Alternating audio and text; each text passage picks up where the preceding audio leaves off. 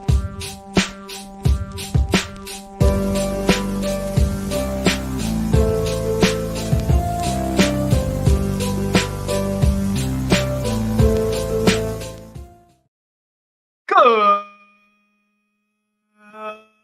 morning, everyone, and welcome back to Wake and Take.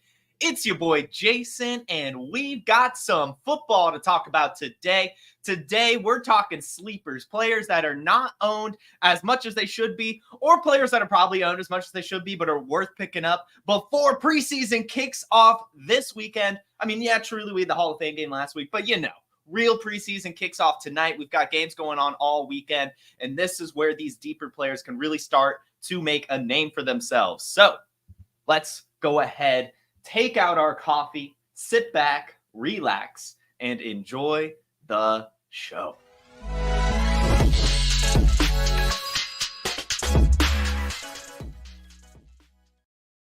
All right. Good morning, everyone. Harry Snowman, Bach, everyone else here in the chat. If you're listening on the podcast version as well, thank you for tuning in. Again, you can find the Wake and Take podcast via the link in the description. If you can't catch it live all the time, you can damn sure listen to it when you have the chance. Thanks for popping in, Alex, Scott. Great to see you guys this morning. Sorry I'm a few minutes behind. Luther Vandross's Never Too Much came on my Spotify shuffle this morning, and I love that song. So there's a little Jason fact for you guys. I'm a sucker for some Never Too Much by Luther Vandross.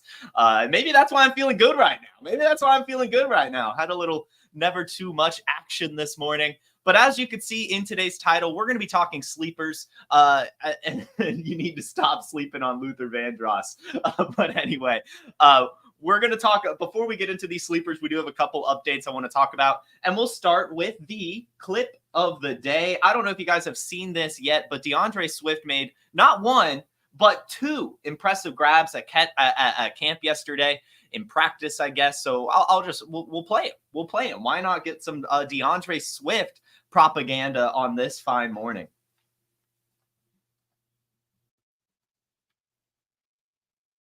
There it is. Here comes the throw. One-handed snag. Little floating action. Pretty sweet. And then he does it again. I swear to you, he did it again in this highlight. On the other side. So two just awesome one-handed grabs from DeAndre Swift in practice. Now, of course, you're going to have those catches, right? I mean, it's not like anyone's really doing too much to you in those things. But still, to see him go up and do that, it's just nice. It's just cool. We love to see it here on Wake and Take, and we love to see any DeAndre Swift propaganda. As we know, he had 1,000 rush yards last year. He had nearly 40 receptions. He scored 6 touchdowns. He averaged double-digit fantasy points per game and was his first year playing 16 games. So it seems that he might be getting back on track, heading the game, ready to be good again. So I recommend getting DeAndre Swift. Let's get some DeAndre Swift propaganda going. Get him on your squads. And then, unfortunately, we had some news breakdown yesterday in the afternoon, or live on the show, actually. We had a little debacle in the Q&A section of yesterday's show. But Josh Downs, high ankle sprain. It is official. And what we know about that, especially if we use the Podfather adage, high ankle fucked, we know that he's probably going to be missing all of preseason, and his week 1 status is going to come into question. I would be surprised if he plays week 1, to be honest. And somebody has to step up. I was asked yesterday, is it going to be Adonai Mitchell or Jelani Woods? Who benefits more? My answer was Jelani Woods between the two. And then I said, but I bet, the slot receiver, whoever it is, I can't remember right now at the top of my head, is probably really going to do it, because I would imagine that, they want to replace a slot receiver with a slot receiver or just someone over the middle. But anyway, Anthony Gold is that person. I don't know how I didn't remember that. We know Anthony Gold. He was drafted, this year, a rookie. And he was drafted specifically for his agility and special teams ability. Drafted in the 5th round out of Oregon State, and had himself lots of special teams usage in college, and has a 4.39 40-yard dash, 91st percentile burst score.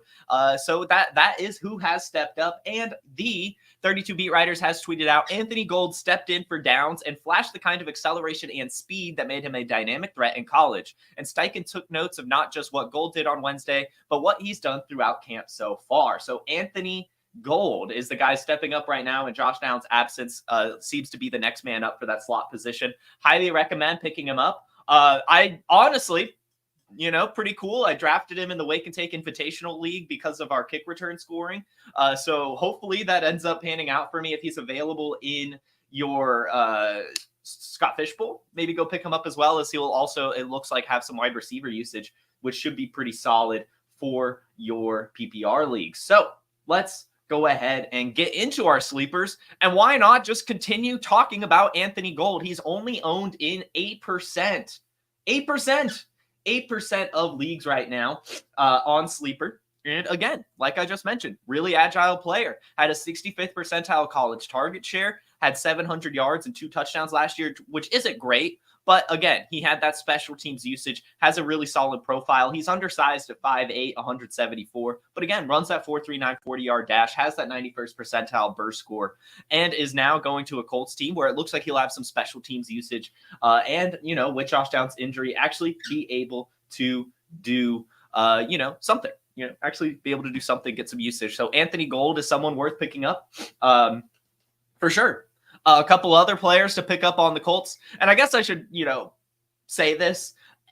Not everyone's going to be a super deep sleeper. Not everyone is even, going to be a shallow sleeper. There are a couple players that are definitely owned in a lot more leagues. But, in redraft, they could be considered sleepers. There's some, it's very hard to differentiate between a redraft sleeper, a dynasty sleeper. But essentially, these are all cheap.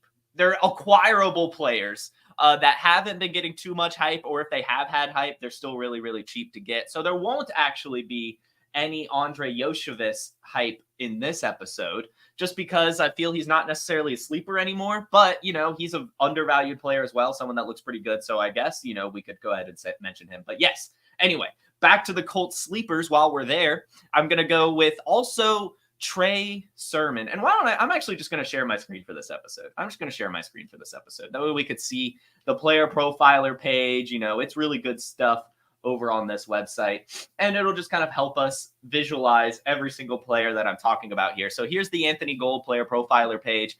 You can see his college stats down here as well. It doesn't look like the special teams yards have populated yet, but we'll get that going. I'll talk with the data team. But yeah, so this is Anthony Gold. And then if you just go look at Trey Sermon, obviously this is a player that has taken a while to break out, but everything we're hearing out of camp right now is that he has the RB2 job on lock for the Colts, and that's not going to mean much. Jonathan Taylor is, of course, a bell cow, but to have the man behind him, it's pretty solid. He was a 3rd-round draft pick. He does have size at 6 foot, 215 pounds. And my favorite thing was at the end of his college career, he actually went on a tear. And we don't have box scores from college, so let me actually go ahead and Google that for you. But in the college football playoffs, it was like the last 3 or 4 games of the year, he had like 4 straight 200-yard games or something like that.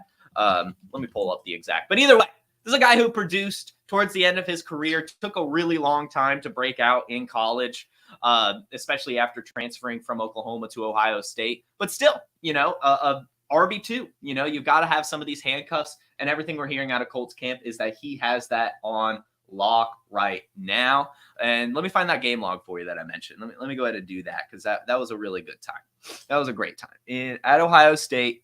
3 games. Here we go. 3 games to end the year. He had 10 attempts for 112 yards and a touchdown against Michigan State. Then 29 carries for 331 yards and 2 touchdowns versus Northwestern. And then 31 carries for 193 yards and a touchdown versus Clemson before getting injured in the national championship. But, he came on strong, or ended the year strong. Had that really, 31 carries basically in back-to-back games. It's pretty solid, can handle the rock. So if anything happens to Jonathan Taylor, I'm sure he could step up. And then, of course, the final Colts sleeper is going to be Jelani Woods.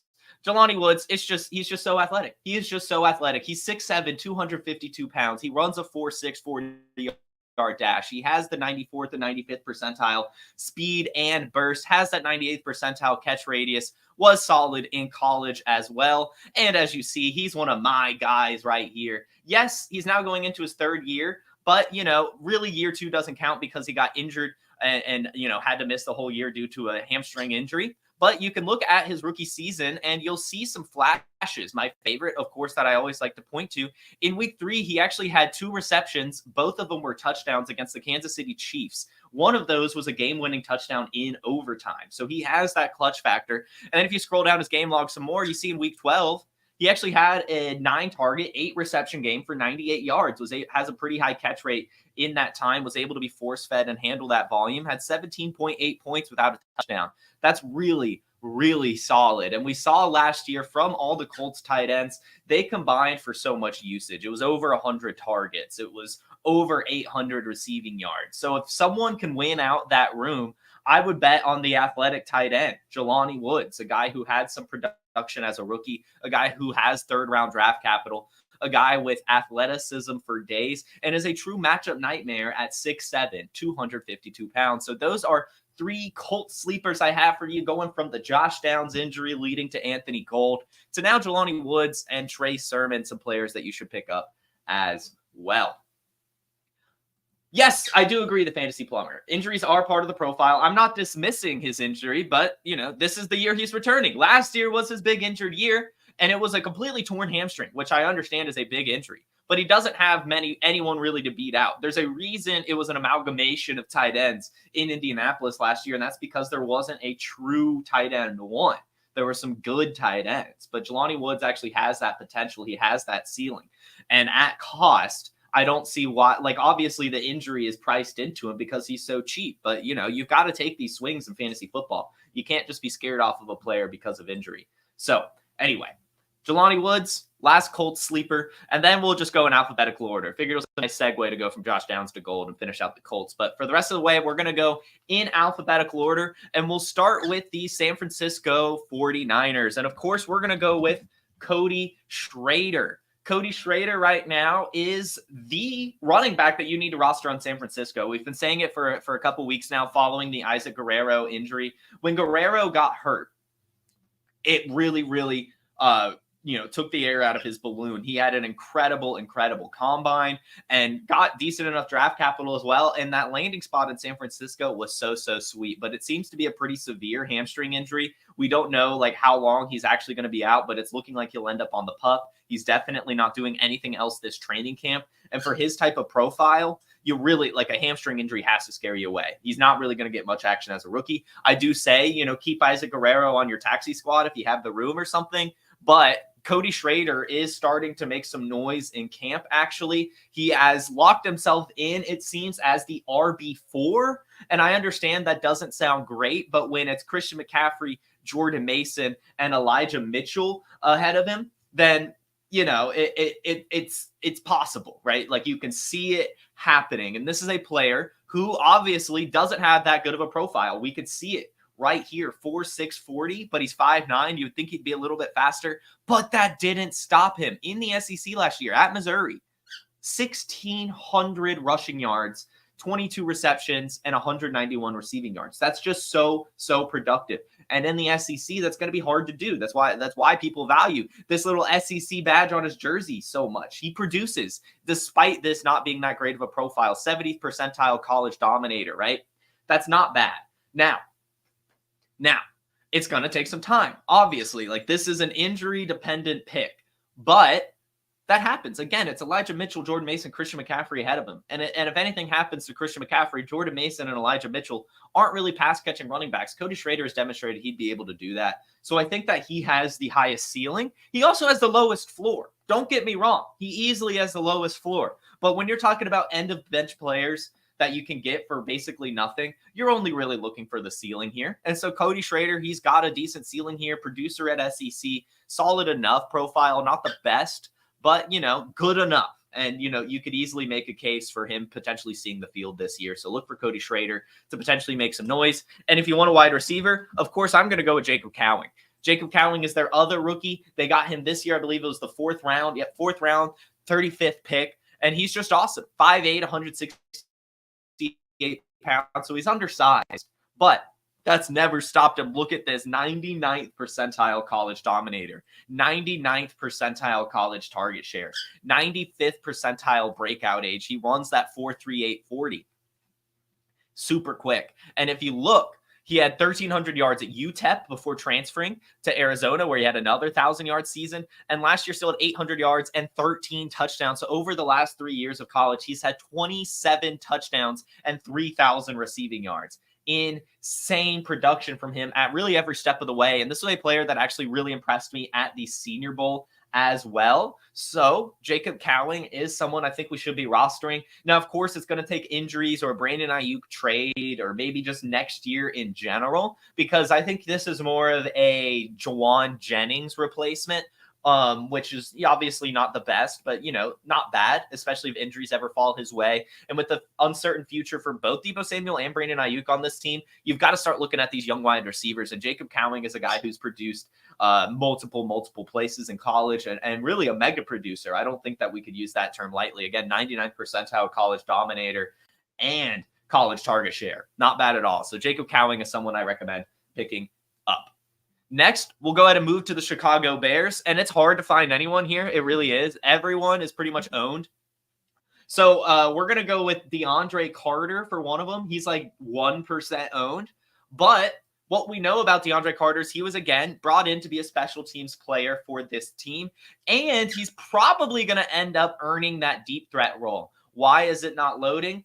I don't know. I can't tell you that, but I have clicked on DeAndre Carter, and maybe it's just surprised that anyone even wants to go to his page. But this is a guy who has produced sort of, double-digit yards per reception almost every year in the league, has a 4.4 940-yard dash, and he has 5'8", 185. So he's just one of those deep threat guys. 99th percentile agility. Obviously, not expecting much here. It's a crowded Bears room, but I would probably expect DeAndre Carter to be the next man up if anything happens, just because of his gadgety skill set where he can just excel at one thing well. And we've seen from Shane Waldron some of those deep shot type plays. DeAndre Carter fits that role, and he's super cheap. So I guess we'll go with him. Another one, which is going to be interesting, is Gerald Everett. Gerald Everett is going to be interesting as well, just because, mentioning Shane Waldron again, he cycled his tight ends in Seattle. He did. So, yes, Cole Kmet is there, but Gerald Everett is a very, very athletic receiving tight end who I could see the field a little bit. 4'6", 40-yard dash, 6'3", 240 pounds, and is coming off 3 straight seasons with at least 400 receiving yards and 45 receptions. So not bad at all. And again, this is going to now the Bears, with an offensive coordinator who used multiple tight ends at his last stint. So yes, Cole Kmet's the starter, but we'll see some Gerald Everett action. And then if anything happens to Cole Kmet, you've got Gerald Everett here. So I think this is an important player to keep your eye on. And then, of course, we can mention Roschon Johnson. Obviously not necessarily a sleeper, but this is going to be the backup running back, at least in terms of the all-purpose skill set behind DeAndre Swift. It'll probably be a committee. It would probably be Herbert and Johnson. But for your pass-catching running back, you want Roschon. He can do a lot of things, and the coaching staff does like him, even if he's not seeing the field a lot. We have heard a lot of good stories about him in the locker room and everything like that. Again, 4th round draft pick, 6 foot, 220 pounds, really solid Senior Bowl, one of Podfather's guys. So if you could get him for a relatively cheap price, I don't see why not. DeAndre Swift, of course, does have the injury concerns, so they to have his backup is not a bad idea. So we'll go with Roschon Johnson there. And now moving to the Cincinnati Bengals. Again, I mentioned I'm not really going to be talking about Andre Yoshevitz, but I will be talking some Charlie Jones. Charlie Jones is another receiver on the Bengals that is young and has the potential to earn a decent role on this offense. He looks like to be someone that could potentially be the actual Tyler Boyd replacement. I know a lot of people are thinking it could be Yoshevitz. It could be Charlie Jones. I think it's going to be Charlie or Jermaine Burton. I think it might be Charlie Jones. He's the one that actually profiles as a slot receiver. 5'11", 175 pounds, 4.43, 40-yard dash, 78th percentile agility, 89th percentile college dominator, 88th percentile college target share. And if you look, 110 receptions off of 159 targets in 2022 at Purdue, 1,361 receiving yards, 12 receiving touchdowns. And one of the things that surprised people the most was his prowess as a route runner. Charlie Football is a very, very good slot receiver, and he has special teams production. So this is a player that, of course, Cody Carpentier mentioned a lot last year going into the process, and, ended up not really being able to do too much. But I think that was more of a crowded receiving room in Cincinnati. It's less crowded this year, and now Tyler Boyd is gone, who Charlie Jones looks to be able to take over. He's only owned in about 20% of leagues or something like that. Not obviously, again, these are players that are not going to break the bank. You're just taking some swings on in case they break out in the preseason. And the good thing about Charlie Jones is it's looking like he'll probably at least be the punt returner again. Not sure about the true kick returner, as it's looking like a lot of that will change, but he'll still have some special teams production and just, make the roster spot. So Charlie Jones, someone to keep your eye on. And then, yes, this is tough, not necessarily a sleeper, but at his price point right now, I think you've got to consider him. It's Mike Gesicki, another player that could take a lot of that Tyler Boyd volume in a big slot type role. 6'6", 247 pounds. One of the most athletic tight ends we've ever seen. 4.5 40-yard dash, 99th percentile burst, 97th percentile speed, 98th percentile agility, 100th percentile catch radius. Literally the fourth most athletic tight end in the Player Profiler database. The problem for him is he has just not really been in the right situation. Last year, a backup tight end in New England, and then in Miami, they just never really utilized the tight end properly, but he still has some decent seasons, 700 yards and 6 touchdowns in 2020, 780 yards in 2021. And I just think that at some point, he's going to finally break out. Tight ends take a while, and a lot of times it just comes down to the system. And the Cincinnati Bengals, yes, Callahan is gone, but Joe Burrow has shown a tendency to throw to his tight end. We saw last year Tanner Hudson become relevant. We've seen Hayden Hurst, use his stint in Cincinnati to earn multiple contracts now. We saw CJ Uzoma go from being a pretty consistent producer at the tight end position to earning a contract in New York and then sucking again, right? Like, this is a place where tight ends succeed. And Mike Gesicki hasn't had an opportunity like this, so I'm not going to give up on him yet. This is his last shot, but there's not much competition here. And with Tyler Boyd gone, there's a lot of opportunity in the middle of the field, and, could be a big slot or just, could be a traditional tight end. Either way, though, I expect him to have probably his best fantasy season, and he's so cheap right now. So I want to get Mike Gesicki wherever I can. Let's move on to the Buffalo Bills. And this is obviously, again, not everyone's going to be easy to acquire, but they're cheap and they have some upside here. So I'm going to go with Ray Davis to start with the Buffalo Bills. And that's just because we saw last year in Buffalo that they didn't want to utilize James Cook fully, that there is opportunity for the RB2 to get some usage in this offense. Ray Davis has a really solid profile, 5'8", 211 pounds, 4.5 40-yard dash, has that 94th percentile college dominator, and is just a dog. Competed in the SEC again last year, 20 touchdowns, and also led the SEC in receiving, or led all running backs in college football. All running backs in college football in receiving touchdowns. So he's not just a between the tackles grinder, even if that's what he's best at. A really, really good personal story as well. I believe he ended up he was homeless at one point and was able to get through that adversity. So really just, he's got a great mentality, good profile, good production in college as well, and a good landing spot in Buffalo. Not only if anything happens to James Cook, but there's potential for him to be relevant even with James Cook staying healthy. So I want to get him where I can. I know he's owned in like 90% of leagues right now, but he's still cheap. And in seasonal leagues, you can acquire him a little bit easier as well. So Ray Davis. And then in terms of an actual sleeper, it's going to be Tyrell Shavers, I guess. Everyone on Buffalo is pretty owned right now. And the only player that's actually making some noise that you can get, on waiver wires pretty much is Tyrell Shavers. Not much to talk about here. Undrafted last year, but is stuck around on the roster. He's 6'4", 211 pounds. And that's it. We're hearing camp hype from him. So, pick him up, see what happens in preseason. But, we're hearing him get first team reps. He stayed on the practice squad last year. So obviously, he did something right. So cool. Tyrell Shavers, I guess. The next team we'll talk about is the Broncos. And this was the toughest one. I'm not going to lie. I'm really not going to lie. Everyone is pretty much owned on the Broncos, and it's very hard to even get excited about the Broncos. But we'll just kind of go player by player, some ideas here. We'll start with Jaleel McLaughlin, I guess. All of these are pretty much going to have to be seasonal based, as a lot of them are owned in Dynasty. But this is a player last year at 410 rush yards over the season, but a lot of that came over a couple games stretch where he had 100 yards in week 4, 90 yards in week 5, and just, gets a lot of hype from camp. He was undrafted, but still was able to earn a roster spot, get the production last year, has good college production as well, and it's just wide open. That running back room is wide open, so if you can get him cheap, go for it. And of course, the other one's just going to be Audric Estime. Audric Estime is their rookie this year. Didn't do too much at the combine, 17th percentile 40-yard dash, but has size. He's 5'11", 220 pounds, really good college dominator, yards per carry as well. And you can see 30 touchdowns and 2,000 rush yards over the last 2 seasons at Notre Dame. Early declare as well, only 21 years old. So this is a player that is worth rostering this year, especially with Javonte Williams' health concerns.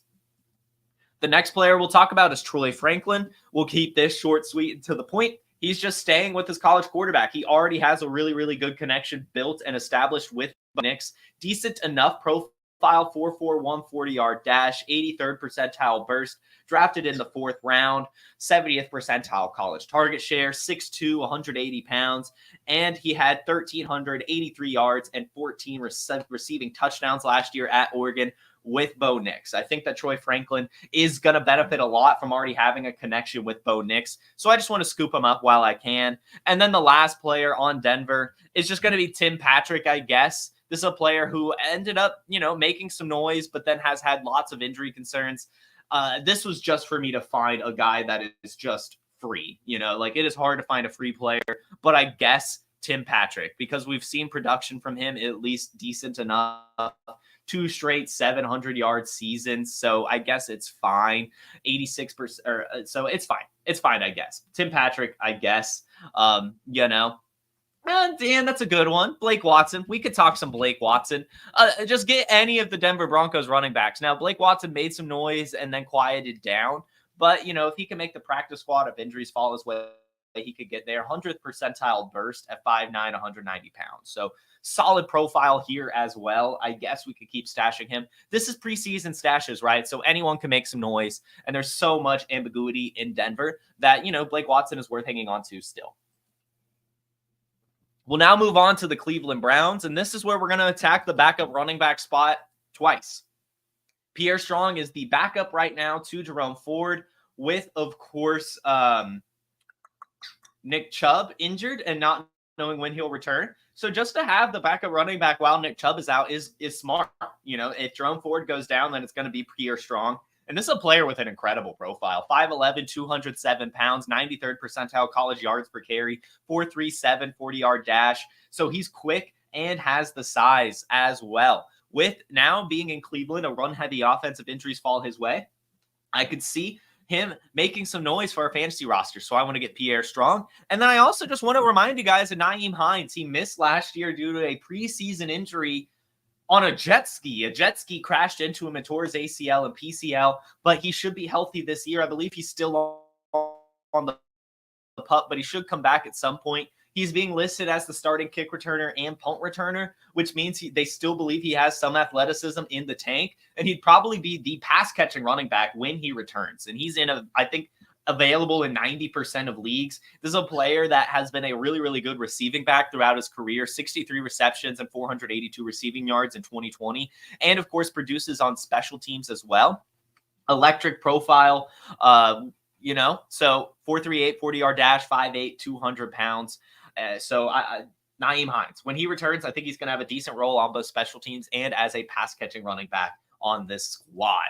Next team is the Tampa Bay Buccaneers, and we'll start with Bucky Irving. Again, a lot of this is just going to be handcuff running backs, but we're hearing a lot of noise from Bucky Irving. He disappointed at the combine, 4.5 40-yard dash, 7th percentile burst score, but he produced at Oregon. He really, really did. Back-to-back 1,000-yard seasons and had 53 receptions last year. 5'9", 192 pounds. I think the reason the Buccaneers drafted Bucky Irving is to have a Rachaad White replacement. I don't think they want to use him while Rachaad White is on the field. I think Rachaad White has confirmed he's a bell cow back. But Bucky Irving does a lot of the same things to where they wouldn't lose too much. And I think that Bucky Irving could handle the rock in the same way Rachaad White could, but just 5'9", 190 pounds. So it is a concern in the size department, but I don't think he'll see the field too much unless an injury happens anyway. So we'll see. Yes, there's a lot of concerns in Bucky Irving, but he produces. It's similar to Audric Estime, right? Like he just produces. We've seen it in college, back-to-back 1,000-yard seasons and 50 receptions last year. It's not the best technique. He is undersized, but that hasn't stopped him. And this is just a handcuff running back that's available in a ton of leagues. If Rachaad White goes down, I think he'll get some usage. And then Jalen McMillan, again, a player that's owned in a lot of leagues, but he's just making some camp noise. And actually, last season, like 2 seasons ago, like 2022, he actually had more receiving yards than Rome Odunze and Jalen Polk on the same team, over 1,000 yards and 9 receiving touchdowns, and has a really solid profile, 6'1", 200 pounds, 4'4", 40-yard dash, and really 65th percentile or higher across the board. Just solid. 3rd-round draft capital, 22 years old, making noise in camp.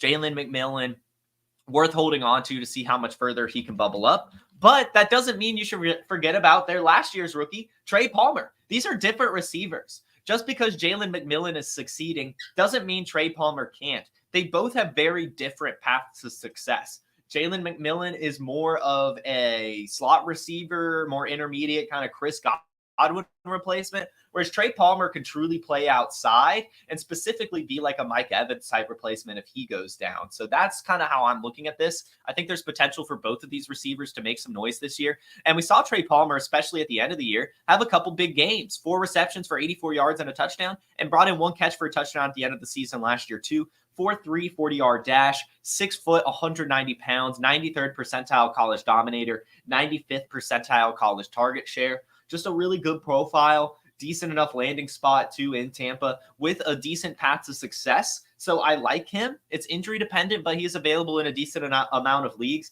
and I don't think we should be giving up on him just yet. Which leads us to the Arizona Cardinals, and we'll start with Michael Wilson. Michael Wilson, of course, again, owned in like 90% of dynasty leagues, but in redraft is going pretty late and still pretty acquirable. He's going to be the wide receiver 2 on this team, opposite Marvin Harrison Jr., opposite Trey McBride. Well, I guess not opposite Trey McBride, but Trey McBride, like behind Trey McBride in targets. And so he's not really going to get too covered, which is perfect for this type of receiver. He's really complimentary, 6'1", 215 pounds, 3rd-round draft pick, coming out of Stanford as well. So he has the good route running, good understanding, like just a smart guy. 500 receiving yards last year and 3 receiving touchdowns. Just a decent enough rookie season. Back-to-back 15-point games to end the year as well. So he's going to have opportunity to succeed next year, going to have some volume. So I just want to get him on my squad. He'll probably have some flex weeks, which should be decent. Bach asks if this list will be on social. Yeah, I'm going to try to make this a Twitter thread later. I just didn't have time this morning as I was mostly prepared on the show sheet.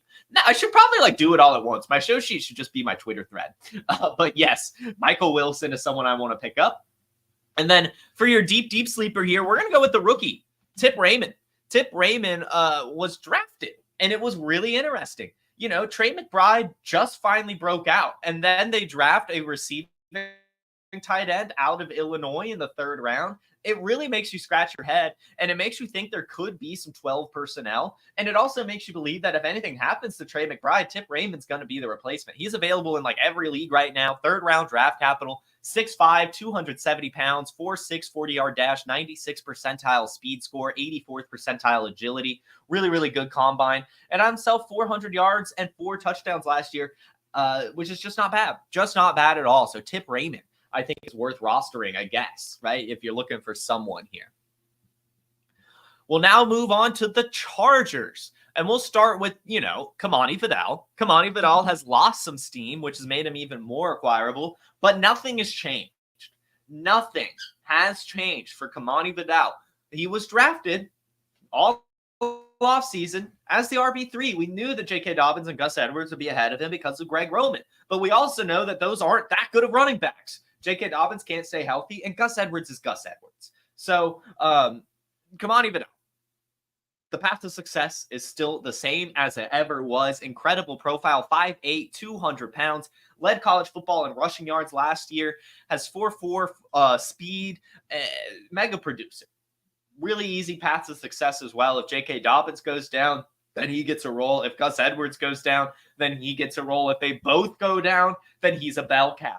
Get Kamani Vidal while you can. And then also DJ Chark is worth picking up.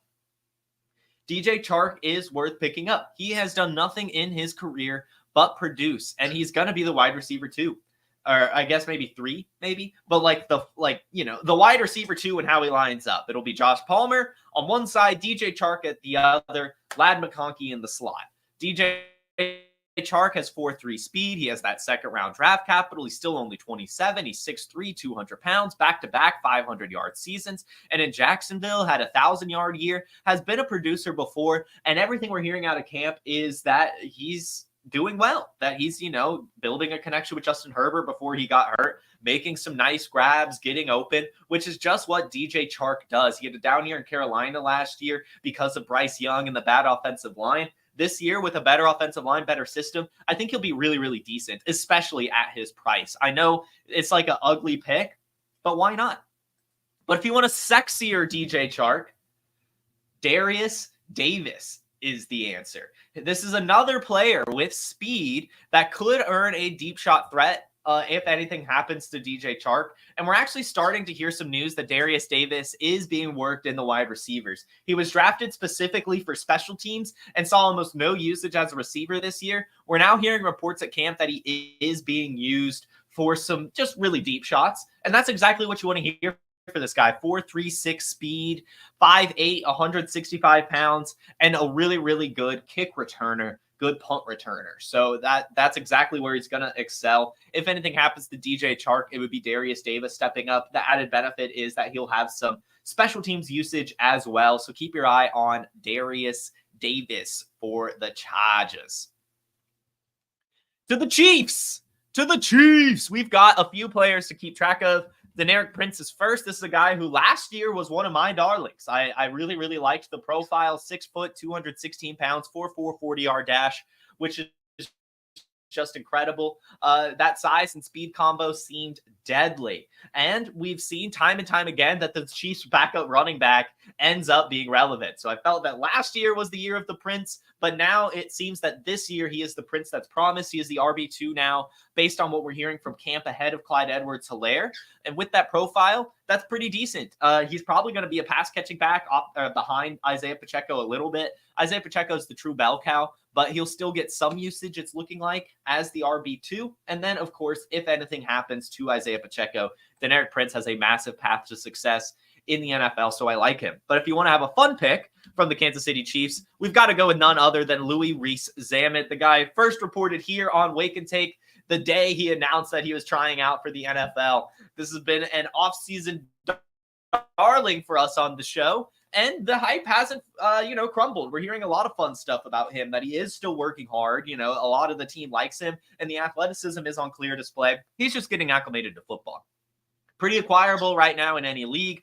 4.4 40-yard dash, 93rd percentile speed, 6'3", 210 pounds, and a rugby player. So he knows how to break contact. He knows how to run angry, and he's quick, right? And young, 23 years old, one of the better rugby players in rugby. And he decided to try out for the NFL. So he doesn't understand football yet. He's picking up on things quickly, everything we're hearing. But we know that he's being used as a running back and potentially on special teams as well. If he can just pick up the playbook and get out there, I could see him being a gadget player. They failed that with Sky Moore. They failed that with Kadarius Toney. Someone's going to pick that up. It's looking like it's going to be Louis Rees-Zammit. So we'll see what happens for him. Obviously, that's what this show is about, just a lot of ceiling plays. But in the preseason, I guarantee he's going to be used a ton just so they could give him the ball and get him some game reps. And that's going to be very, very fun to watch. And it's just a fun story. Can we not just like fun stories here? We don't not everything has to be super analytical. We can just say, hey, I like the rugby player. That's kind of fun and cool. Let's pick him up and see what happens. You know what I mean? So anyway, Louis Rees-Zammit, another sleeper to keep our eye on. We have already talked to the Colts. So we'll now move on to the Commanders. Ben Sinnott is, of course, one, but it's going to be tough. But I'll go ahead and mention Ben Sinnott here, rookie tight end. Now getting losing some steam as that Zach Ertz is being announced as the starter, seemingly healthy and having a really good connection with Jaden Daniels. So it seems that it's going to take some more time for the Senator. But 6'4", 250 pounds, 4'7", 40-yard dash, 98th percentile burst, 95th percentile agility, 96th percentile catch radius, a pretty decent producer at Kansas State. Always had that clutch factor. Switched from basketball, so that's where a lot of that agility comes from. But it's almost 700 yards and 6 receiving touchdowns last year, which is really, really solid for a college tight end. And he was one of my favorite tight ends at the Senior Bowl, so I like him a lot. And another player that stood out for me at the Senior Bowl is Luke McCaffrey, who also ended up on the Commanders. That's pretty cheap right now. Their third-round pick, 6'2", 200 pounds, 4'4", 40-yard dash, 91st percentile college target share. And what I like most about him is his agility and the fact he used to be a quarterback, 96th percentile agility. But the fact he used to be a quarterback is very cool as well, just because that means he understands defenses and he can get on the same connection as his quarterback. We heard him and Jaden Daniels were being used a lot together in rookie camps, and that they were actually getting into the practice facilities around 5 a.m. every day just to study up on the playbook more and stuff like that. He's, of course, got the nepotism with the McCaffrey blood, so that's very exciting already. But a very good profile as well. The third-round draft capital is way more than anyone was expecting. But he looked decent at the Senior Bowl, to be completely honest with you guys. Really, really strong. Like he's ripped. He really is, which was shocking to me. So Luke McCaffrey is someone I think we need to pick up, because if he gets that starting slot role, I really think that could be important as Jaden Daniels gets more acclimated to the NFL. It's going to be slow. Like, I think he is more of a taxi squad end of bench play at this point in time, but I do think he'll break out at some point. So I like him a lot. And then the deep, deep sleeper is Michael Wiley, another Senior Bowl standout. So the Commanders heavily weight what they see at the Senior Bowl. And Michael Wiley was actually named the American team standout running back. Like, he was named by his teammates the best running back on his team, and somehow went undrafted. I was honestly shocked. He was the second best running back at the Senior Bowl. He was behind Marshawn Lloyd. It wasn't close. Like, Marshawn Lloyd was clearly like a stud, but Michael Wiley was a really, really good running back at the Senior Bowl as well, especially as a pass catcher. He has 3 straight seasons with 297 receiving yards or 28 receptions in college. And again, really, really good at the Senior Bowl. 5'11", 210 pounds, 4'5", 40-yard dash, 82nd percentile college target share. I like him because if anything happens to Austin Ekeler, he's the next man up. They are not going to be using Chris Rodriguez as the pass catcher. Michael Wiley's a true satellite back, and he's good at it too. Evidenced by the fact not only was he signed to the Commanders practice squad or whatever, on the team right now, at least for now, until roster cutdown day, he was also drafted in the UFL. So right now he's still on an NFL roster, but if he's cut, he'll go to the UFL. But that just shows, I think that is important, that the UFL, even though decided to draft him just in case, they really do want this player. I know that's not the best thing to hear, but if they used a draft pick on a player they might not even get, that was the risk they were willing to take for him because of that profile. Good at the Senior Bowl, really good pass catcher in college. So someone I'm keeping my eye on in case anything happens to Austin Ekeler. He would probably be the next man up as the pass catching back. And now it's time for the Dallas Cowboys. And of course, I'm going to talk Trey Lance. Trey Lance is someone I want to pick up in my Superflex leagues if you can. A lot of people are giving up on him for good reason. We're not even really hearing great reports at camp. But, you might as well hold on to him for as long as you can, especially while, of course, the Dak Prescott trade rumors are going on right now. And, of course, the fact that he still hasn't signed his contract extension, you might as well hold on to his backup. He's 6'4", he's 226 pounds. He has a decent enough 40 at 4'6'9", and it's just the athleticism that made him the 3rd overall pick just a couple seasons ago. Hasn't been able to do much in the NFL, wasn't able to do much in college, wasn't able to do much in high school, but the path is still there. So in Superflex leagues, why not? Why not? Why not? Maybe he's picked up some stuff from Dak and can be fine. These 3rd overall picks, they get opportunity after opportunity after opportunity. But the real sleeper is Ryan Flournoy. You've got to get Ryan Flournoy on your teams, ladies and gentlemen. 6'1", 200 pounds. 83rd percentile 40, 82nd percentile speed, 93rd percentile burst, 87th percentile catch radius, back-to-back all conference, has gone from JUCO to D2 to D1, actually D2 to JUCO to D1, so all three divisions of college. Awesome stuff. Ended up being drafted on the Dallas Cowboys, which is a very easy roster to climb with only Jalen Tolbert and Brandon Cooks ahead of him. I've got to get some Ryan Flournoy propaganda going. Super athletic player, really good producer in college, really stood out at the Senior Bowl to me, and then was so good at the Senior Bowl, he got a late combine invite.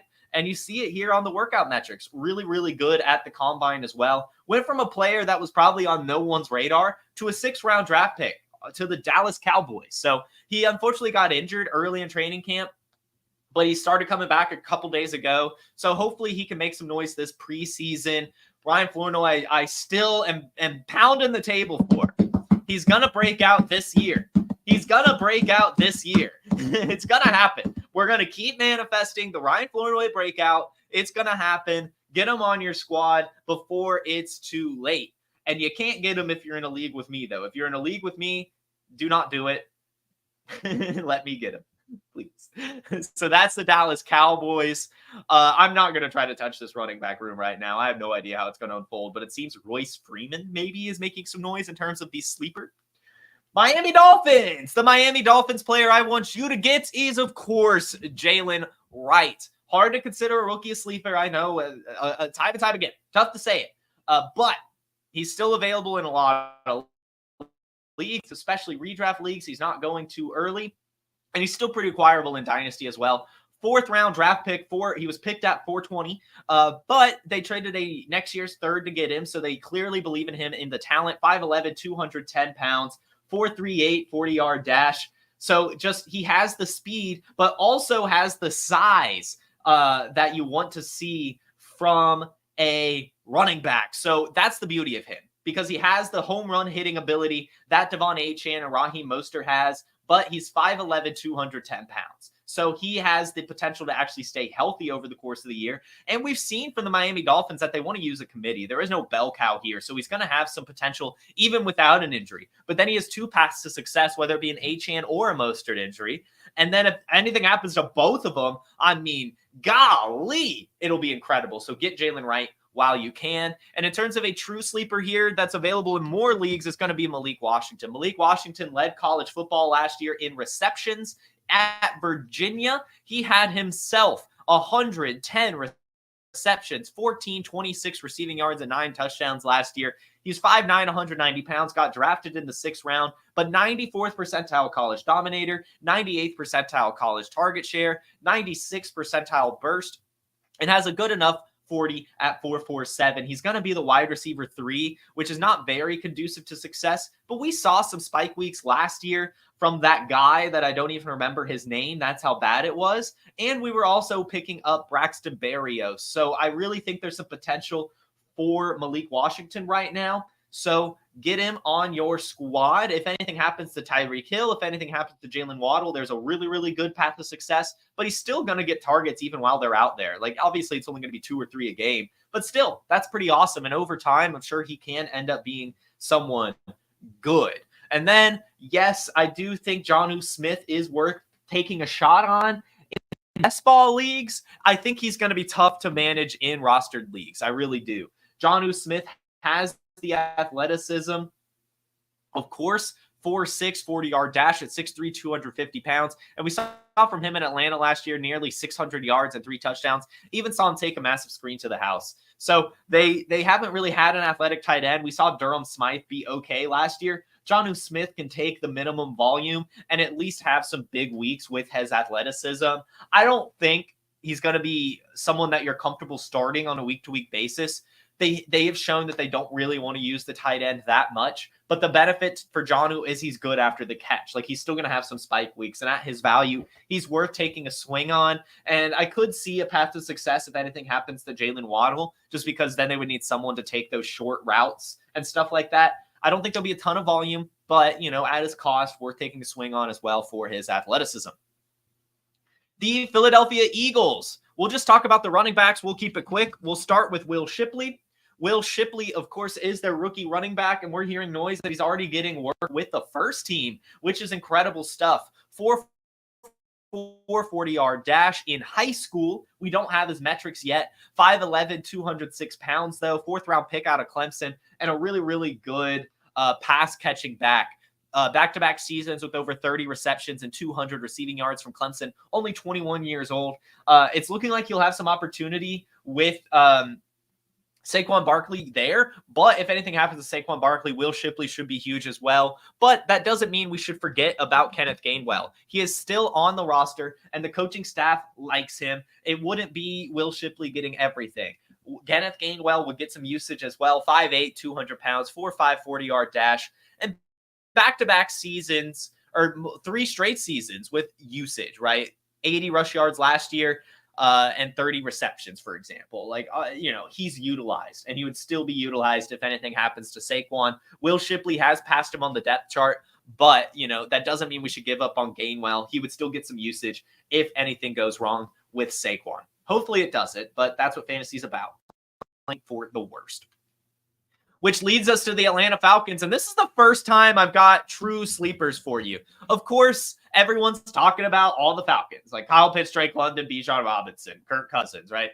You also hear all the Darnell Mooney stuff, and with that, he's not considered a sleeper anymore. So where do you get the sleepers in Atlanta? Well, Casey Washington. This is a guy who ended up getting first-team reps at the end of voluntary camp, was only their 6th-round draft pick, but 23 years old, 200 pounds, 6'1", 88th percentile burst, and I believe had a 200-yard receiving game in his final game in college. So, had that clutch factor at the end there, finally came on strong.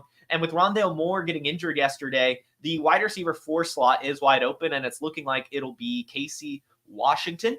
Ray McLeod is a good one too. Derek Lincoln, as he says in the chat, Ray McLeod is actually getting the starting slot snaps right now at Falcons camp, so that's another one. Another player I like to keep my eye on, 0% rostership. I swear to you, I looked on Sleeper, 0% rostership, Avery Williams. This is a player that unfortunately got injured last year, but he is the backup satellite back. If anything happens to Bijan, Avery Williams would more than likely be asked to do some stuff. He's a true pass-catching back, 5'9", 190 pounds, 4.4 40-yard dash. So that's who it's going to be. I saw it at camp last year where he was cycled in and out as the receiving back. Unfortunately got injured, but we even saw 13 receptions for him last year. So anyway, and that was with a fully healthy season. This is the guy that would come in if anything happens to Bijan as the pass catching back. So just keep this name front of mind. Avery Williams, Boise State, really agile player, 96th percentile agility. Good pass catching back, I swear to you. And lastly, in Superflex leagues, don't give up on Michael Penix, guys. Why would you give up on Michael Penix? Kirk Cousins is in his late 30s, coming off an Achilles tear. If anything happens, Michael Penix is going to be out there. And 8th overall pick. Incredible productive season at Washington last year. Very good pocket passer with weapons for days. So just don't give up on Michael Penix. Moving on to the Giants, we've actually got a lot of them here. Just because it's such an analogous situation here. But Jalen Hyatt is where I'll start. I like my deep threats. And Jalen Hyatt has a 5-touchdown game versus Alabama in college and has speed for days. And we're hearing news out of camp that he is, kind of getting acclimated to his deep shot role. If Jalen Hyatt ends up, having some big spike weeks in the preseason, I could see his value rising as there's going to be someone else opposite Malik Neighbors in Wandale. Like, that is the situation here. It's Malik Neighbors, Wandale, and then Hyatt. And with his speed, he's probably going to be pretty damn good if Daniel Jones ends up being good. And speaking of Daniel Jones ending up being good, why don't we just take some shots on Drew Lock in our Superflex leagues? Seriously. It's pretty easy to believe that Daniel Jones is bad at football. We've always believed it, except for that one fluke season. So I think at some point, especially with they have an injury guarantee in his contract, where if anything happens to him, his contract becomes fully guaranteed next season. And with the Giants looking for a new quarterback, I don't think they want Daniel Jones. They don't want to do that. They do not want to do that. So I think that that's going to be a situation that rapidly deteriorates in New York, leaving the door open for Drew Lock to come in. He still has that 2nd-round draft capital. And what we saw from him last year in Seattle wasn't good, but it wasn't bad either. 71% completions in week 14 for 260 yards, 2 touchdowns and 2 interceptions, 208 yards and a touchdown the next week. It's not great, but, with Malik Neighbors, with at least sort of better offensive line, with his pocket passing ability, I think he could at least distribute the football well enough. And, I think he will see the field at some point this year. So Drew Lock is someone I want to get on my roster. And then we'll talk Theo Johnson. This is the tight end to me from the Senior Bowl. Incredible athleticism, 6'6", 260 pounds, 4.57 40-yard dash, 98th percentile speed, 96th percentile burst, 98th percentile catch radius. Just wasn't able to do much at Penn State because they don't utilize the tight end a lot, but still had 7 touchdowns. And we're already hearing him come off his injury and get first-team reps with the offense. That's exactly what you want to hear. Theo Johnson is looking to break out pretty early, hopefully. And with that athleticism, wouldn't be surprised. So get him while you can. And then we've got the running backs. Tyrone Tracy is one of them. This is a wide receiver turn running back, so we could expect him to have some good pass catching skills. 5'11", 210 pounds, so he has the size as well.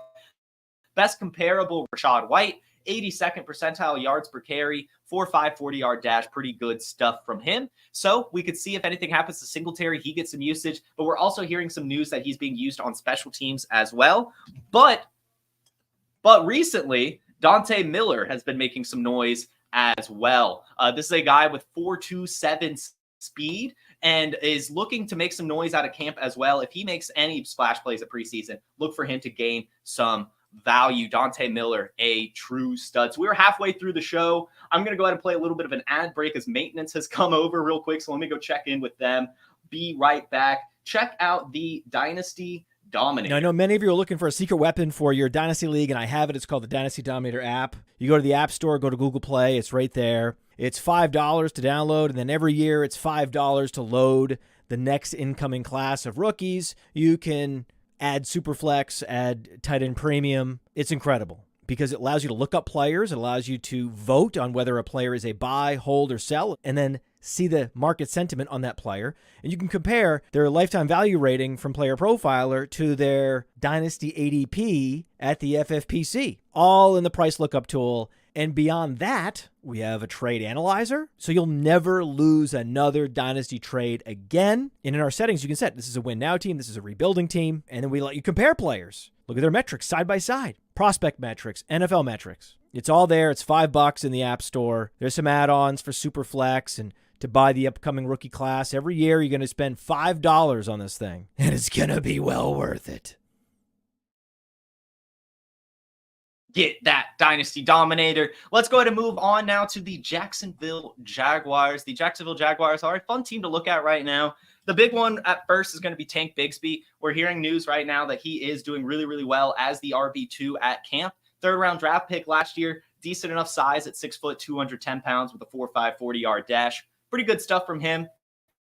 With the camp news as well, if anything happens to Travis Etienne, we could see him be pretty relevant for our squads. But the one I really want to keep an eye on is Brenton Strange. Brenton Strange is a very interesting prospect. This was, the guy that actually held Theo Johnson back at Penn State before, Theo Johnson became Theo Johnson. 2nd-round draft pick last year, 6'4", 250 pounds, 4.7 40-yard dash. And, decent enough production at college. Again, Penn State doesn't use it a lot, but still 5 receiving touchdowns. And with that draft capital in the 2nd round, it was really, really shocking last year. We're hearing some news that he's doing really, really well at camp. Now, of course, they did extend Evan Ingram, but if anything happens to him, we could see Brenton Strange come in and do really, really well. Really good draft capital, good athleticism. So someone I'm keeping my eye on, Mr. Strange. Parker Washington's another interesting one as well. Although for me, I'm just thinking that it's just so crowded over there in Jacksonville right now. I guess Parker Washington's fine. We saw him last year come in and make some noise after injuries fell his way. I just think it would kind of have to be the same thing again. But, if you've got the room, Parker Washington is worth picking up as well. To the New York Jets, we'll talk some Xavier Gipson. Xavier Gipson was the kick returner, made some noise in Hard Knocks last year. Really good athleticism, but is also now listed as the wide receiver 3 on the team behind Mike Williams, ahead of Malachi Corley. We'll see how long that lasts, but still 5'9", 190 pounds, 83rd percentile college dominator, 4.47 40-yard dash. Really good athleticism, making some good highlights at camp, getting a good connection with Aaron Rodgers. why not take a swing on him, especially with the new special teams rules? Then, of course, we'll talk Malachi Corley, who is starting and will probably eventually pass Xavier Gipson. Malachi Corley, of course, drafted 301 this year. Really, really good athleticism, 5'11", 215 pounds, out of Western Kentucky, has earned himself the nickname Yak King and looks to be the next Deebo Samuel, even if his best comparable is Curtis Samuel. Really, really good after the catch and looks to be a really nice gadgety player for the New York Jets, getting some screens and some fun stuff like that. So keep your name on Malachi Corley. And then the backup running backs, Braylon Allen will be the first one. Braylon Allen is their rookie running back. Looks like he has earned the RB2 spot already behind Breece Hall. And that's because of his size, 6'1", 235 pounds, and still runs a 4.5 40-yard dash. Mega producer at Wisconsin, too. Back to 3 straight seasons with almost 1,000 yards and double-digit touchdowns. So really all you're looking for in a guy. Unfortunately fell at the draft 4th round after only running a 4.5 140, but that's, to be expected given his size. He still has 95th percentile speed, 90th percentile bench press with great strength. Now, it's looking like there's potential that they'll actually use him with Breece Hall out there. I hope they don't, but if they do, gain some serious value as a between the tackles grinder. But I also don't want to forget about Israel Abanikanda.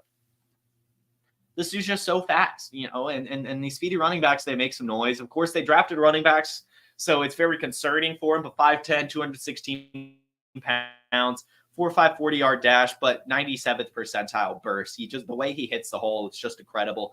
If anything happens to Breece, then I could see Israel Abanikanda pop in and make some noise for the Jets. We'll move on now to the Detroit Lions, where we'll talk Donovan Peoples-Jones. Now, it's been really, really quiet for him, but he's just produced before in Cleveland, and I really find it hard to believe that he doesn't get the wide receiver 3 role for this squad. Donovan Peoples-Jones out of Michigan, of course, 6'2", 210 pounds, 73rd percentile 40, 100th percentile burst. And in Cleveland has had some production, of course, 2022, 800 yards and 3 touchdowns, has special teams production as well. At Michigan was pretty decent, like a really good player, a really, really good player. And at camp, we're not really hearing much. In fact, we're hearing that Doris Fountain is going ahead of him, but I just don't want to give up on DPJ. This is a player that, was pretty good in Cleveland. I think that he has potential in Detroit, and he's from Michigan, right? So like, I am going to keep talking about Donovan Peoples-Jones, but, just in case, we have to believe some of the camp hype around Doris Fountain, who is also potentially fighting for that same role that Donovan Peoples-Jones is, that wide receiver 3 role.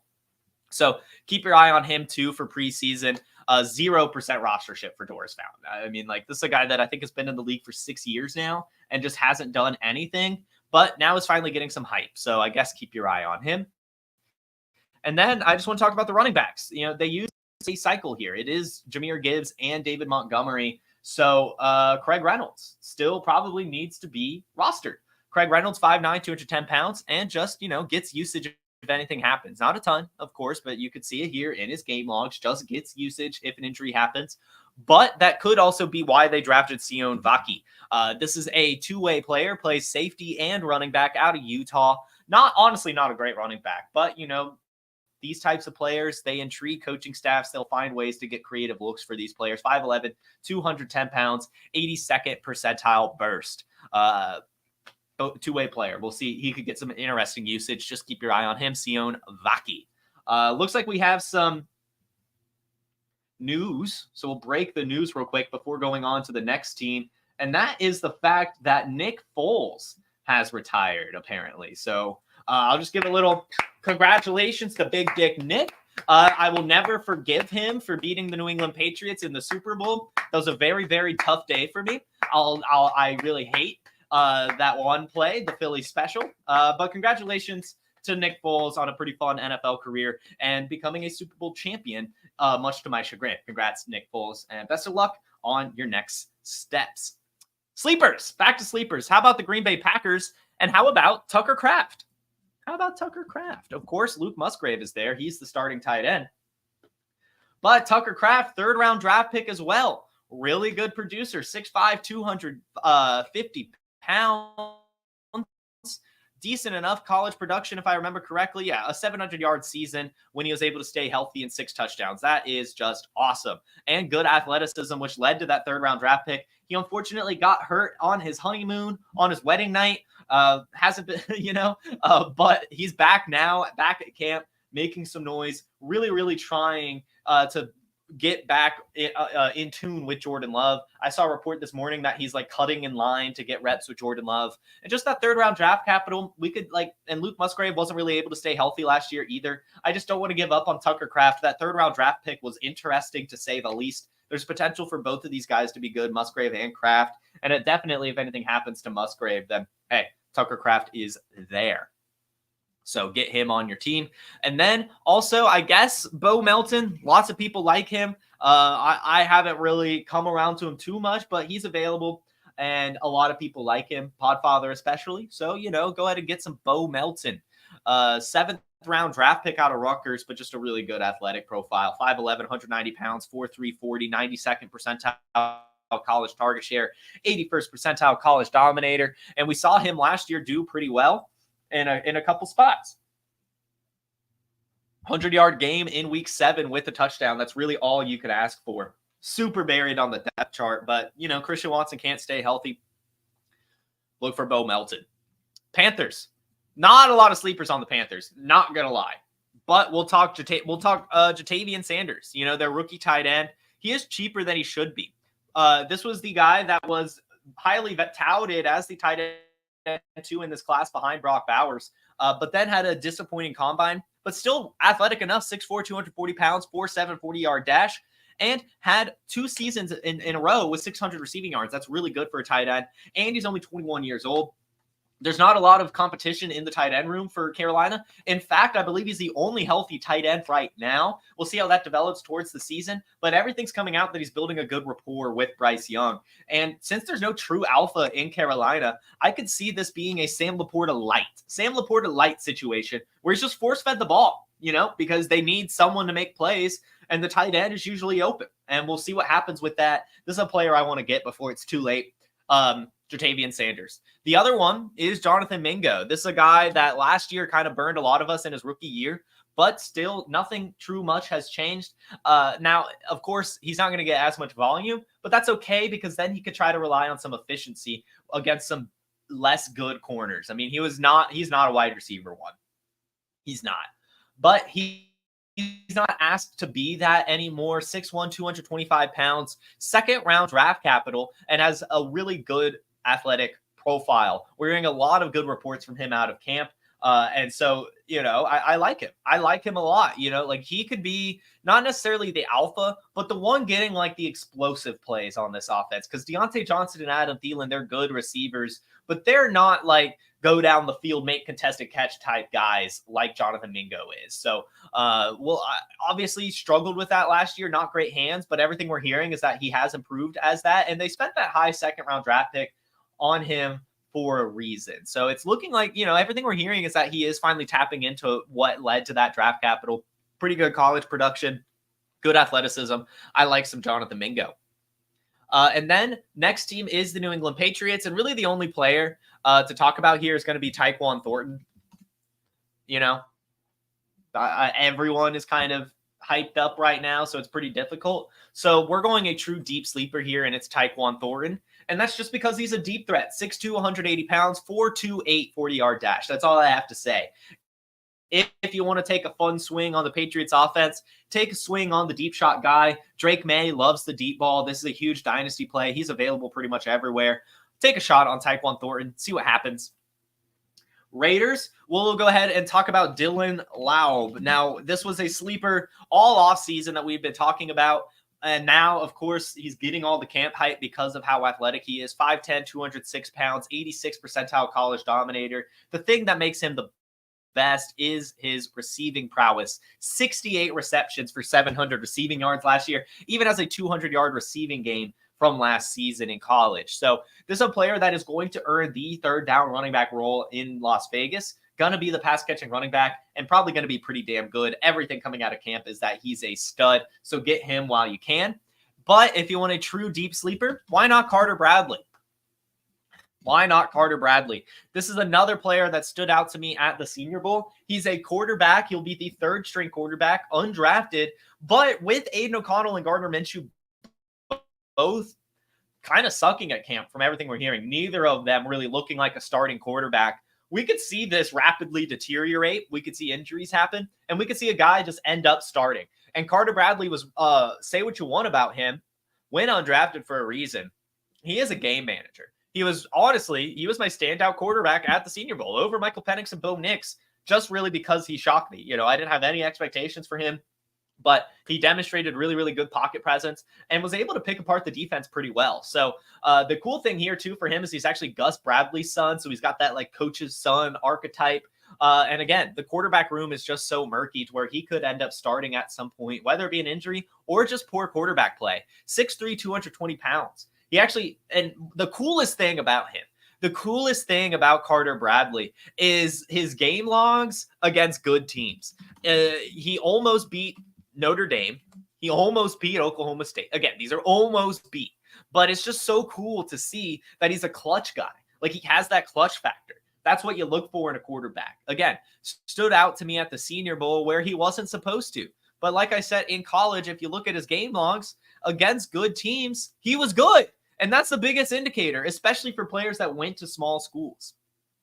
So I just like him against Oklahoma State. Actually, they beat Oklahoma State. They beat Oklahoma State at Southern Alabama. He threw for 150 yards and 2 touchdowns with no turnovers against Oklahoma State. That's awesome. Okay. And then in 2022, when he was the quarterback for Tulane, he lost by 1 point to UCLA. 1 point. Threw for 200 yards and a touchdown. And I believe it was 2021 against Notre Dame. I think there was a good Notre Dame game in here. Yes, against Notre Dame. While he was a quarterback for Tulane, they lost by 3 points against number 8 Notre Dame. He threw for 200 yards and a touchdown with no turnovers. So this is just an interesting player. An interesting situation. Good at the Senior Bowl and seems to show up when the lights are the brightest. So I don't know. I'm keeping my eye on him. And we'll now move to the Rams, and we'll go from one quarterback to another. Stetson Bennett is the backup quarterback in Los Angeles. Yes, they brought in Jimmy Garoppolo, but he has a 2-game suspension. So Stetson Bennett is going to have opportunity if anything happens to Matthew Stafford, but especially here in preseason. Last year, he was on NFI all year. A lot of the speculation is that he was struggling with some alcoholism. So hopefully he's been able to work through that. Not sure how much fact that is, but it seems to be the case given his history and his arrest in Dallas heading up to the draft. But he's back now and at camp, and he was incredible at UGA. National champion, 4,000 passing yards, and just picked apart defense after defense. I'll never forget what he did to my Michigan Wolverines. And to have a UGA quarterback mentoring a UGA quarterback, I think that's pretty cool. It seems like a good story here. Yes, he's older. He's the mailman, but interesting. Stetson Bennett. If anything happens to Stafford at his age, it'll probably be Stetson. And again, really good at UGA. The only reason he was drafted so late is because of his age, which didn't stop Michael Penix this year, right? It was just a really weird circumstance and his arrest as well that kind of lowered him with these character concerns. But hopefully he's worked through them, right? Like he's back. So that's all we could say. That's all we could do. But another sleeper on the Rams is Colby Parkinson. Colby Parkinson is just one of my favorite tight ends. It's looking like he'll be the tight end 1. They paid him a decent contract. And one of my favorite things about this is he's going to a division rival. He's going from the Seahawks to the Rams. So clearly that means the Rams saw something when they were game planning against him, or maybe showed up in some games against him. But either way, 6'7", 250 pounds, decent enough athletic profile. But what I like most is 200 yards and 300 yards over the last 2 seasons in a very, very crowded tight end room. And he was always just making chunk plays. Like it was like a 30-yard catch here, a 40-yard catch there, a 20-yard catch right there. Like it was just consistently making these chunk plays, like never had a big game log because it was so crowded. But now it's looking like he could be the starting tight end in Los Angeles over time. So I like him a lot. Interesting prospect. And the Rams use their tight end. I see Stetson Bennett got arrested? Yes. Didn't he get arrested in Dallas heading up to the draft? Or was it just he almost got arrested? I remember there was a huge story. He was like public intoxication. Yeah. 2023, he was arrested in Dallas. for public intoxication. Yeah. Two City of Dallas police officers found former Georgia quarterback Stetson Bennett walking around a gated area near downtown in the Arts District when they responded to a call at 6 a.m. to a suspicious person, and he was arrested for public intoxication. He's a UGA quarterback, like I live here in Georgia. I know what goes on in Athens. So hopefully he's just worked through a lot of what happened, and he's good now. The Ravens is the next team I want to talk about. Devontae Walker is my favorite sleeper on the Ravens. 4th round pick, 6'2", 190 pounds, 89th percentile college dominator, 78th percentile college target share, and 4.36 40-yard dash. This was a player that was expected to be a first-round draft pick heading into the draft, right? And then really bad at the Senior Bowl. But let me fix that. I would say not that bad at the Senior Bowl. He was actually one of the best separators. Like, I remember time and time again, he was beating his coverage, but then he would drop the pass. And then he would drop the pass. He had a really, really bad drop issue. But we also know that the ball is changing size, right? So, we could give some benefit of the doubt there. And then we're hearing that he's actually making some really, really good catches at camp. So it seems he's worked on that. With that size and his college production of being a deep shot threat, you got to take a shot on Devontae Walker. You have to, because the Ravens utilize this role a lot, and he's not going to be super covered. They have a lot of players to worry about in Baltimore. Mark Andrews, Zay Flowers, Lamar Jackson, right? Derrick Henry. Like, there's going to be opportunity for the guy running deep to just be open. So this is an incredible best ball player for sure, but I want him in Dynasty too, because I think he will be good and earn a really decent role on this offense with his speed. Nelson Aguilar had 4 games over 10 points last year, right? Like, that's all you can ask for. And I think he'll be even better. So get Tez Walker, but also take a shot on the running backs. Rasheen Ali is the rookie. And this is just because Derrick Henry's old as shit. Okay. Derrick Henry's old. I know he's built different. I don't want him to get hurt, but just in case, Rasheen Ali is behind him, 5'11", 206 pounds, 4.48 40-yard dash, 93rd percentile college dominator from Marshall, 2 seasons of over 1,000 yards when healthy. Good player. And then right behind him as well is Keaton Mitchell, this is not really going to be someone you want to pick up for preseason, given he's not going to play in it.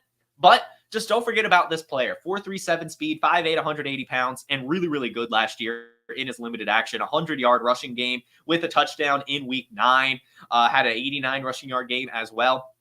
Just so explosive. If anything happens to Derrick Henry, Keaton Mitchell will be asked to be some lightning again. Going to take some time with his injury, so maybe press some pause on him, but I don't want to forget about him either. 6 more teams. We're getting through this. The New Orleans Saints. We've got to talk about Foster Moreau. Foster Moreau is someone we need to keep our eye on. I unplugged my camera. Foster Moreau, we need to keep our eye on just because he has that connection with Derek Carr. They were in Oakland together, and now Juwan Johnson has an injury, so there's room for him. And he was actually listed as the tight end 1 on the most recent depth chart. So Foster Moreau is very, very interesting right now. A really good athletic profile, and only 27. He's 6'4", 250 pounds, and everything is in the 80th percentile or better. He unfortunately missed a lot of last season due to leukemia. If I remember correctly, it was a cancer. I think it was leukemia. But from everything I know now, the cancer is out of his body. He's been at training camp. In fact, he came back last year. Just wasn't able really to make much of a football impact. But now he can. Now the door's wide open. So don't forget about Foster Moreau. And then there's some wide receivers too. This is a wide open wide receiver room. A.T. Perry seems bad. But then also Rashid Shaheed is, could maybe have some injury concerns or something. I don't know. But there's a deep threat guy behind Rashid Shaheed if anything happens to him. Bud Means, their new rookie, 5th round draft pick, 4.4 speed, 6'1", 210 pounds, went to Pittsburgh. Just a deep threat guy, just a deep threat merchant, six receiving touchdowns last year. If anything happens to Shaheed, Bud Means would show up. And then it's looking like the wide receiver 3 is going to be this Mason Tipton guy, although he did pick up an injury, so we'll see how it develops. But definitely pick up Mason Tipton for the preseason. He's their undrafted player, but everything we're hearing is that he was doing really, really well at camp. And given he's more of a slot receiver type at 5'9", 180 pounds, he has potential. Chris Olave and Rashid Shaheed on the outside with Mason Tipton on the inside. 99th percentile 40, 72nd percentile burst. So Mason Tipton, very interesting to keep your eye on. Ryan Voltz wants me to mention Dallin Holker, so we could do that as well. He's their rookie tight end too. Really good combine performance and a good producer too in college at Colorado State. 767 yards and 6 touchdowns last year and excelled in the agility drills. It's a crowded tight end room, but Dallin Holker's been making some noise too at camp. In fact, I believe he was getting some first team reps too alongside Moreau. So why not? Why not? We'll now move on to the Seattle Seahawks. The Seattle Seahawks have Bobo the Clown, Jake Bobo. And the cool thing about him is Jake Bobo actually scored an NFL touchdown before Jackson Smith-Njigba did. Now, he's, of course, the wide receiver 4 on this team, but we're seeing highlights from him out of camp. And this is just a player that seems to work really, really hard. 6'4", 216 pounds, 42nd percentile burst. Really not that great of a college profile of a profile at all. But played 5 years in college and just seems to be a guy that stays on rosters. And he's doing that here in Seattle. If an injury happens, he would make some noise. I am sure of it.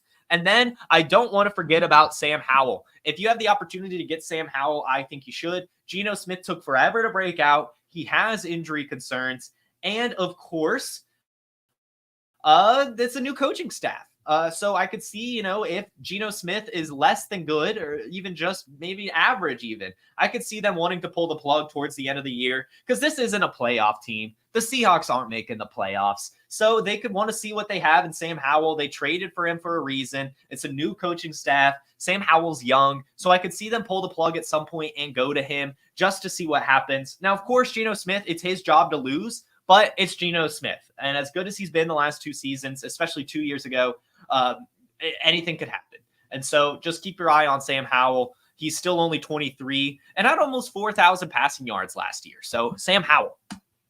To the Pittsburgh Steelers, Van Jefferson. Everything we're hearing right now is that Van Jefferson is the wide receiver 2 in Pittsburgh, ahead of Roman Wilson, ahead of Calvin Austin. And this is a player that was pretty decent in Los Angeles. Van Jefferson was pretty good. He had that one game winner catch from Baker Mayfield, has a good enough profile. He rocks the chain, 6'2", 200 pounds, has a 95th percentile 40, had an 800-yard receiving season.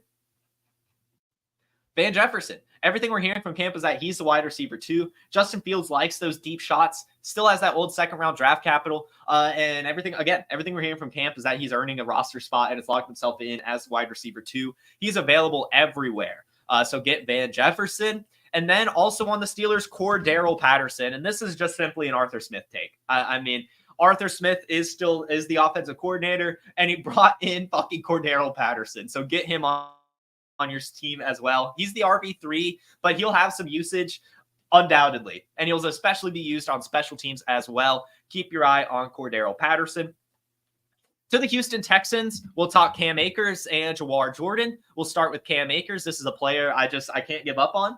I just like him. I just like Cam Akers, okay? And I was off the Cam Akers train until he made that awesome spin move in the Hall of Fame game. So I'm just never going to quit Cam Akers. I have an autographed Cam Akers card in my football card collection just because I like him so much. Second-round draft capital, 5'10", 217 pounds. Really good athletic profile. You could see it here, 4.47 40, and had that really, really good season in Los Angeles, especially in that playoff run for their Super Bowl year. And is now tore both of his Achilles. So he can't tear his Achilles again, hopefully, right? Hopefully he's good now. Brought into Houston for a reason. Joe Mixon is still out. Dameon Pierce apparently is not good. So Cam Akers looking good in the Hall of Fame game is a good start. Get him again while you can, just in case. But then Jawar Jordan is here as well, who's making some noise. They're undrafted rookie. And he can do it all, really. 79th percentile college yards per catch, 21 receptions, 5'10", 190 pounds. And we're hearing that he's being really good as a satellite back at camp. So he's someone to keep your eye on too. And then it's hard. It's hard. I'm really going back and forth on John Mechie, to be completely honest with you guys. I would have liked to see something from him last year. He had ample opportunity the way the injuries fell, and he just didn't do anything. And then he didn't really do anything in the Hall of Fame game either. But I just want to give him the benefit of the doubt for one more season. He's fairly available anywhere you look, really, and still has that second-round draft capital, still has that Alabama, slot receiver too. He's got agility, good route runner, so just someone to keep our eye on for sure. I don't really want to go trade for him because he's a little bit harder to acquire than his value would suggest, but if you can get him, one more shot seems reasonable. You know, you can make the Stephon Diggs or Tank Dell or Nico Collins injury case, I guess. I don't know. But yeah, I just don't want to give up on him yet. Yeah. Next up is the Tennessee Titans. And this is a player I totally forgot about. In fact, he used to be one of my guys on Player Profiler. I had to change it because I thought he was donezo because of the domestic abuse case, and he just wasn't seeing the field. But Hassan Haskins, 6'2", 230 pounds, is the backup running back in Tennessee. He's the RB3, I guess, but, you know, Tyjae Spears and Tony Pollard are listed as the RB1, so technically he's the RB2, and he's the only one really with the profile to be between the tackles grinder, to get those red zone carries. And at Michigan, he had 1,300 yards, 20 touchdowns, and in that season, actually earned like a Heisman bid, like was doing really, really well, carried that Michigan Wolverines team, and was a stud. So with him still being on the roster and getting that high depth chart usage, it kind of re-signaled my alarm to keep track of him. Tony Pollard, Tyjae Spears, both undersized running backs with injury concerns. If anything happens, Hassan Haskins would get some usage, and really good in college, has not done a single thing in the NFL, but still, I like him. And then Mason Rudolph, you know, throwing some quarterback plays out there. Mason Rudolph. Now, this is an anti-Will Levis thing. I like Will Levis. I'm going to go ahead and say it. I believe Will Levis will hit. I really do. But I know that there are a lot of doubters out there. And if you doubt him, you've got to be picking up Mason Rudolph, because Mason Rudolph is 6'5", 230 pounds.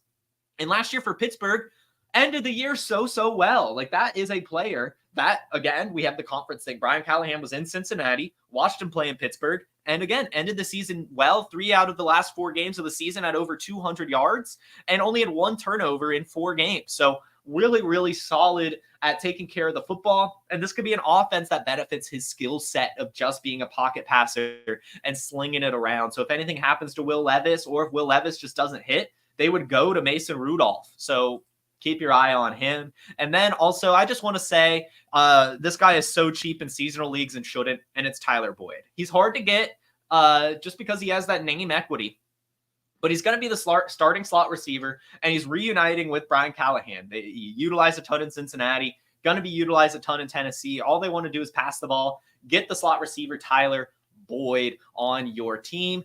For sure, get Tyler Boyd. Really, really cheap win now receiver to be targeting.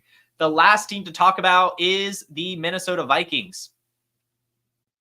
And we have a little bit of a competition. There's Jalen Nailor. This is why it's important to pick up these players before preseason, just to see how this goes. There is a little bit of a competition for the wide receiver 3 role. Jalen Nailor is one of them. He is currently making some noise.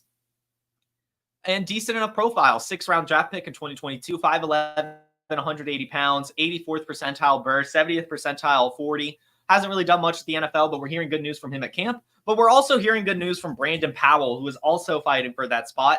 And the added benefit for Brandon Powell is he actually has a little bit more NFL production. So both of these players, Jalen Nailor and Brandon Powell, are worth picking up in your deeper leagues if you're looking for some sleepers on the Vikings.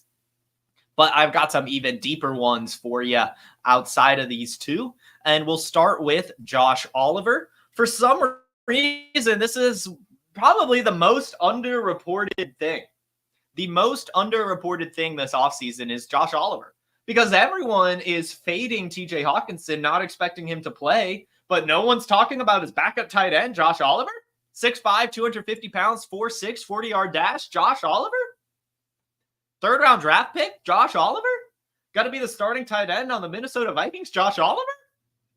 Get him on your team. Super, super available and perfect to pair with TJ Hawkinson even. Like, he's going to get volume. So, yeah, Josh Oliver. I'm really surprised he hasn't been talked about more. And then this was new. I checked the depth chart this morning just to see if there was anyone else. Did you guys know Myles Gaskin is a Minnesota Viking? I had no clue. But I think this is a very interesting one, just because of his profile and what he did in Miami last year. 5'9", 200 pounds, but a good receiving back. Kept making some noise, never actually did anything. But, 4'5", 40-yard dash, really good agility. Looks better, or plays better than his profile suggests. If anything happens to Aaron Jones, Ty Chandler, like, those are the guys ahead of him. So just, the Dwayne McBride, really any of these running backs on the Vikings are interesting, because Aaron Jones is almost definitely not going to stay healthy. And Ty Chandler didn't do a lot last year, so just keep your eye on Myles Gaskin. Had no idea he was a Minnesota Viking, but he is. So yeah. But, whew, that should do it, ladies and gentlemen. That should do it. Thank you all so much for tuning in. This was another fun episode of Wake and Take. You guys were a great audience as always. Sorry if I didn't get to your questions. Really wanted to get through all these sleepers. Hopefully you've ended up picking up some of these. And hopefully if you're in the Wake and Take League, you are not stopping me from picking up some of these players. But yeah, enjoy the preseason as it kicks off tonight. And enjoy the preseason over the weekend. We'll be back here tomorrow at 10 a.m. Eastern, breaking down some more news and other fun stuff for fantasy football. You all have a terrific Thursday and a wonderful rest of your week. Peace.